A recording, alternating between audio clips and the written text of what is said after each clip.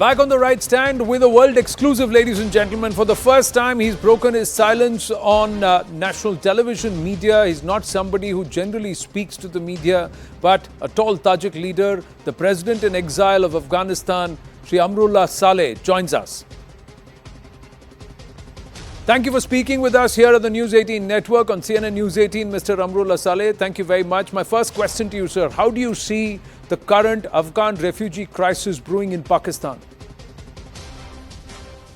Pakistan opened its borders for the Afghan refugees when they had a benefit in this. Their benefit was securing geopolitical alliance with the West and with the Arab world in order to fight the Soviet-backed government of Afghanistan in the 80s. Those days, an Afghan could go to Pakistan without any document. Of course, there were problems. They were causing some problems, but Pakistan kept silent because these refugees were a source of income. They were also giving Pakistan geopolitical relevance. So Pakistan never talked about the refugee issue, and they did not establish any mechanism for registration. So the Afghans settled there in various ways. Came the 90s. In the 90s also, Pakistan used these refugee camps as recruitment centers to destabilize Kabul. So the refugees were never economically a burden, and they were never a security trouble for Pakistan. Instead, they were an asset. But let's also not forget what is the definition of the refugees. Many hundreds of thousands of Afghans have kinship relations in Pakistan. They are not necessarily refugees. Now, as to why Pakistan has chosen this particular time for forceful eviction, let me give you some of the facts that we have learned. Fact number one is Pakistan always wanted a strategic depth in Afghanistan, and the definition of the strategic depth was empowerment and installation of a pro-Pakistan group in Kabul. Mr. Saleh, according to media reports and what we see on social media, Pakistan is actually throwing Afghans who have been there for decades. Their properties, even the wealth that they have created, has all been seized. Your take? Well, we see two things. We see the official statements from the Pakistani authorities who are claiming that this campaign is targeting undocumented, unregistered, quote-unquote aliens. But the reality is, we are also seeing, as you said, confiscation of the Afghan properties, Afghan businesses, harassment of the Afghans, knocking their doors, bursting in their homes, not respecting sanctity of the families, putting children and women and elderly, regardless of their health situation, on back of the lorries, driving them to the open fields named registration centers, and throwing them out of Pakistan in the worst way one could imagine. I did do a little research to find some historical cases similar to this. I could not find it. Not find similar. Mr. Saleh, there is very specific intelligence input that Pak ISI wants to deal with the Taliban against these refugees. They actually want to control the Durand line and somewhere run their terror camps in Afghanistan. Your thoughts? Now we have to look at it, not based on one single input. Number one, until installation of Taliban in Kabul, it always suited the Pakistanis to let this line be porous, because they were using the refugees as a recruitment pool to train them in militancy, train them in madrasas, use them against Afghanistan, use them against when NATO and US troops were there. So despite international call from 2001 to 2021 on Pakistan to control these flow of people, they would cite reasons. Okay, these are porous borders, people on both sides of the line or of the same people. We do not know who is Taliban, who is not Taliban. All Afghans put turban, we cannot distinguish. Those very nonsense, simplistic articulation were given to the Western consumption. But in reality, they had given a space and protection for the Quetta Shura, which served as the Politburo and High Command Center of the Taliban for 20 years. They harbored Haqqani for 20 years and allowed him and his family to run some of the biggest businesses in Rawalpindi, in Islamabad, and Peshawar and Karachi.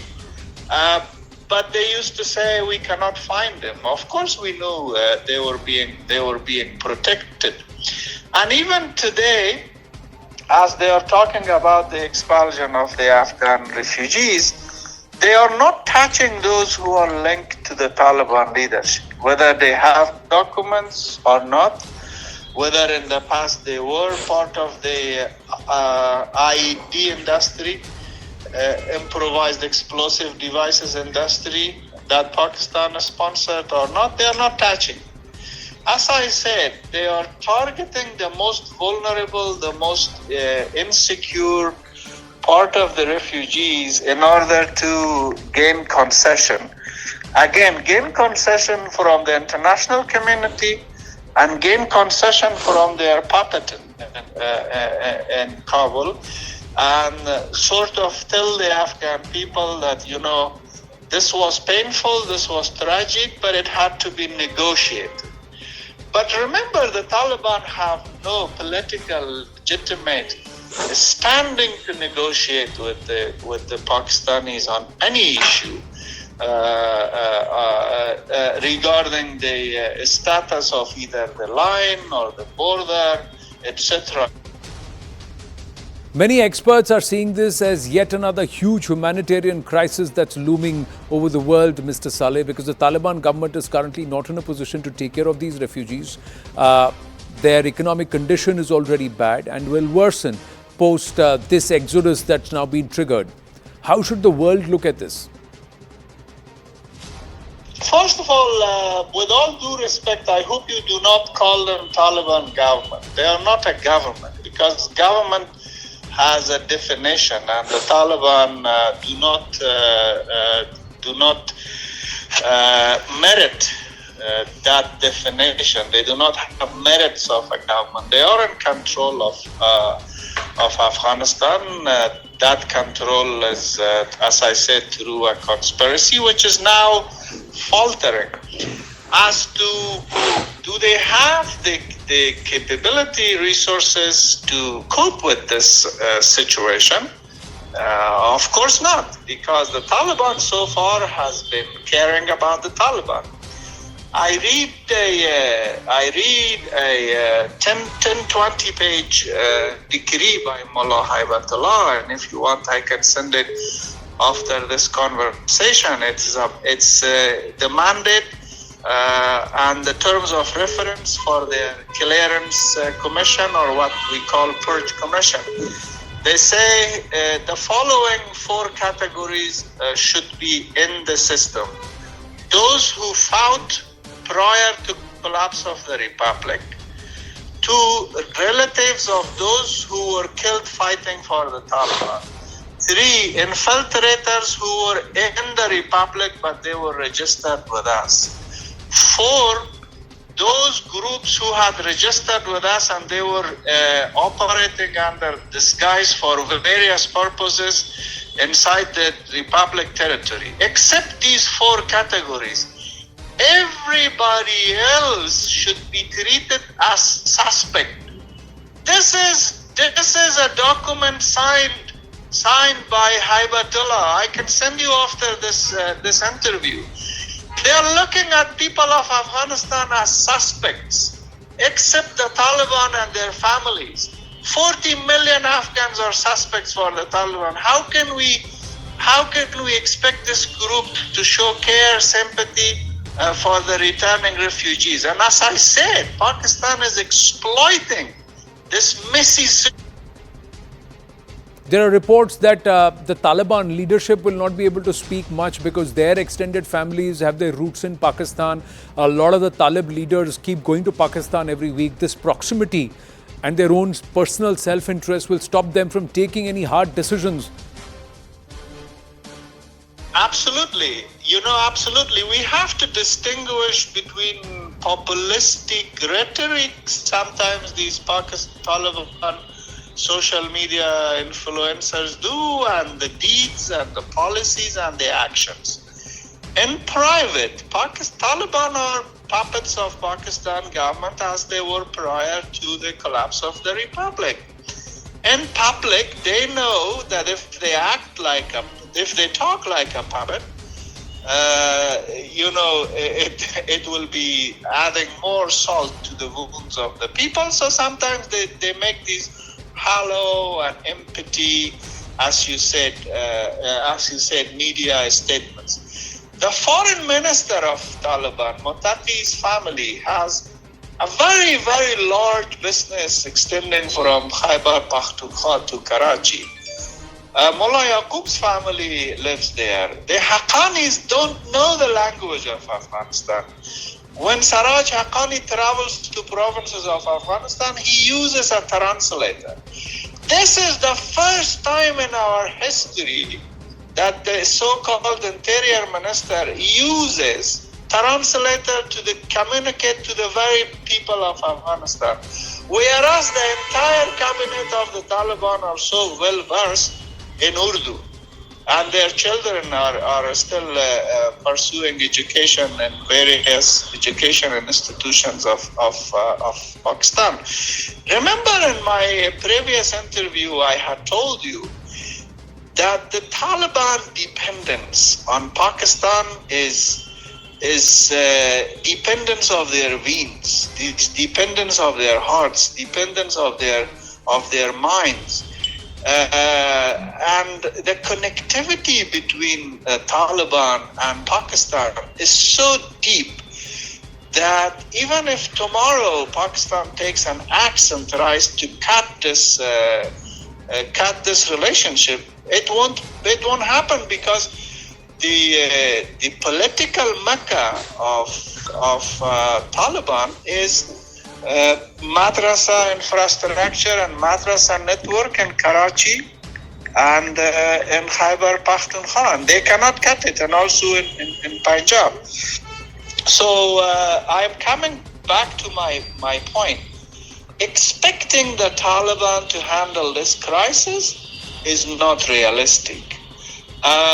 They don't have the capacity, they don't have the Now, Mr. Saleh, one of the concerns raised by the Pakistanis is this suicide bomb attacks. 24 of them since January this year, 14 of them carried out by Afghan nationals. This is what Pakistan is alleging. Now, do you really believe that Afghans are involved in terror activities on Pak soil? You see, I call on this minister to go and scroll down the Twitter account of Khaja Asif, the defense minister of Pakistan, who famously said that the Taliban suicide bombers are in fact freedom fighters. And also remember when Imran Khan celebrated the victory of the Taliban. And remember all the religious establishment in Pakistan, how they were celebrating massacre of the Afghan people in the name of jihad for so long. Remember how generous Pakistan was in financing the radicalization of the Afghan youth and using them against Afghanistan. So their hope was that this weaponized madrasa system raised with direct assistance of the Pakistan army as a foreign policy tool will only remain a foreign policy tool. I am not giving identity, ethnic or national identity to suicide bombers. I give them identity. They are GHQ boys. Whether they were born Afghan or Pakistan, they were produced in factories that GHQ created for suicide bombers. So they have to confess and come out. What is your message to the UN and other developed nations on this humanitarian crisis, Mr. Saleh?